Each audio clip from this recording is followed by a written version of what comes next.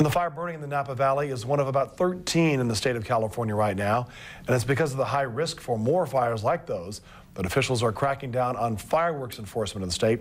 Newswatch 12's Casey Kirshner is in the newsroom with more on what could happen if someone's caught crossing the border with anything more than a sparkler. Cal Fire officials say recent high temperatures and drying winds have created extreme fire risks, and much of Northern California already has red flag warnings. Because of this, those officials are asking people to be extra cautious as we head into Independence Day. Many California counties ban fireworks altogether, and the state has strict guidelines about what fireworks are approved. The state bans all fireworks that go up in the air, move in an uncontrolled fashion, or explode. California also strictly prohibits people bringing fireworks from any other state and have put signs at inspection stations with a reminder. But some Southern Oregon fireworks stands say they do see traffic from California residents. Ultimately, though, they say it's up to the customers to be aware of the laws.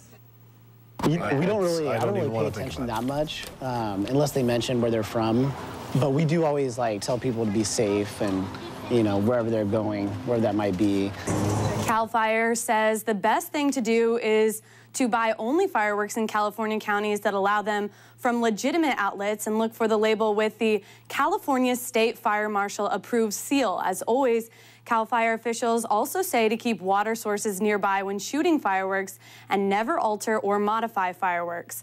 Cal Fire officials also recommend instead of shooting off fireworks yourself, consider attending a community of firework event. You can find out more about 4th of July celebrations in Northern California by looking for this story under local news at KDRB.com. Live in the newsroom, Casey Kirshner, Newswatch 12.